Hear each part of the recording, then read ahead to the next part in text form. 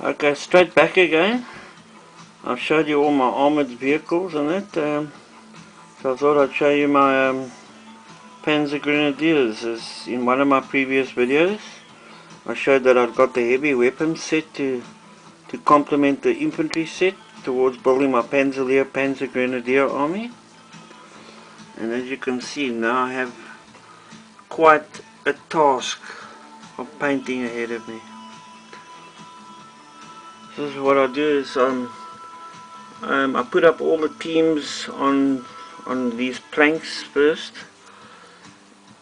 I've got two different planks. One just uses nails with or what we call press stick in this country, as a sticky type of for putting up posters and that. That's a sort of storage plank, and then when they get closer to the painting stage, I then base them on these, or mount them on these push pins. Well, that's what they're called here, push pins. Also for putting stuff on pegboard, pin boards and these rubber boards and things. So what I've managed to do, I've completed another 6 teams, giving me a total of 12 MG rifle teams now. These later 6, a while ago I made some homemade tufts, grass tufts, which I've used on here. I don't know what everybody thinks. I'm not too convinced that they look too great, but they do add a little bit of something to the bases. So I've got enough now to use as support for a Panzer army or a Stug Abteilung, 12 teams and 2 command teams. I think I might just need one more command team, but I think that's enough. I think it's just 12 rifle MG, well, it's actually 12 MG teams, so I'll have to add a few more. My other MGs are on these. Then, as I say, the system is the base storage, and then it moves with the nails. Then they move down to the plank with the push pins, and then when they sort of in the process of being painting, I move them onto these polystyrene sheets and paint a sort of sheet at a time, doing a team, usually a team of 4. And on these now I've got 2 command teams, because now I've been able to add the Panzer fast guys. So now I've got, these are 6 command Panzerfaust teams that I need for my army, Panzer Grenadier army. And then I've got 2 more machine gun teams to be done. That will give me a total over here of 12 machine gun teams for my Panzer or Stug Abteilung force. And then, oh wait, there's another 2, well, sorry, getting confused. Another 4 machine gun teams that have to be done there. 4 machine gun teams there to replace the 4 rifle teams over here, giving me a total of 12 machine gun teams. And then these are tank hunter teams. Or now these are also. Sure, I'm getting confused now. Every time I have to sit down and work this out for myself. Well, I think these might be another load of command teams with Panzerfausts. I think that's what they are. Another 2. So that's 1, 2, 3.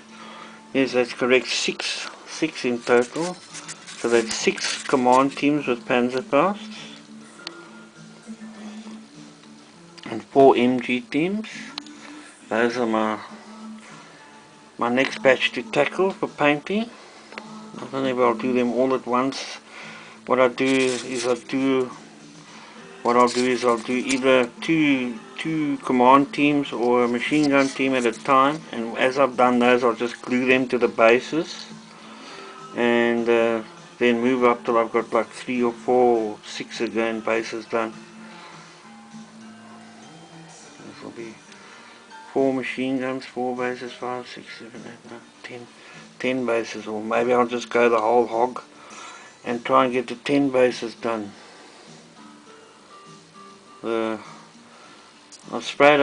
assembled and sprayed up the mortars, the 120mm mortars and the 80mm mortars.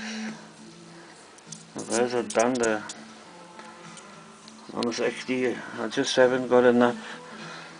The only place I've really got this on here, I haven't got enough place on the nail board to put up the machine gun and two lots of mortar teams. Got place on that board, but I've only got a limited number of push pins. So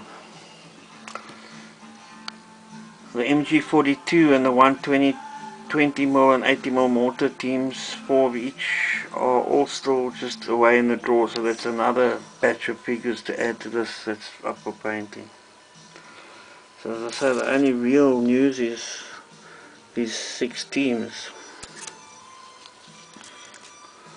So I tried making these tufts myself. I'm not really quite sure how they... So a lot of the problem with these things is I've never really seen these things in real life. I've seen pictures of them but not seen them up, close and personal, so it's always hard for me to get an idea of things. I'm sure they're not the best, but I'm sure I don't know, what's the term I see thrown around quite a bit. I'm sure they're tabletop quality, as people say, or acceptable from the 3 foot rule, or 3 foot, I think it's 3 foot, the 3 foot rule. If you stand back 3 foot and they look okay, then they're sort of okay. So I think they passed that test. Not the greatest of painters, not into doing all these base coats and shadowing and highlights and black lining and all that. So all these figures are just sprayed with German field grey as the base coat, and then I'll just go in and basically just single color all the rest of the packs and helmets and boots and details and things. But I also found that before I had a problem, I was using matte varnish from Lehr, and I was spraying it on, and it was leaving the figures very glossy. And for whatever reason, maybe I'd heard or seen it somewhere, but I just tried brush painting them, and it seemed to have worked. It took all the glossiness away and given them a nice protective layer now, because also just in handling, I think it's also a problem. I think I've thinned my paints too much, that they don't really adhere that much, so just in handling a lot of the paint wears off. But I know that's just the way I've developed as a system. I've developed of painting. I've thinned my paints quite a bit, which I think I must actually change. Anyway, I mostly keep on rambling here forever if I don't stop this now. So yeah, maybe you can have a bit of pity for me when you see all this lining up here to be painted. It's quite a task ahead. But as I say, I've done the most of the half tracks and that or whatever, and what I'll do is I'll just, when I get sick of painting figures again, I'll just stop and do a few half tracks details, or a few tank details, or just to chop and change, to give it a bit of a change, because I also don't know about anybody else, but painting figures gets a bit much after a while, especially when you've got so many to do. But initially what I was doing, like with my British infantry that are standing on the other side of the room there, I think the reason why I stopped with those is because what I was doing, I was trying to do like a whole one of these boards at a time. I would sort of just start off trying to do the whole board, every figure on the board, to do all the flesh on them. But when you're trying to do that, when you're just painting flesh, hands and faces for like hours on end, it really gets tedious. I think that's why I never got very far with my British. But then the plastic soldier came along and made things a lot more affordable. So the plastic soldier don't offer that much in British. So and I had British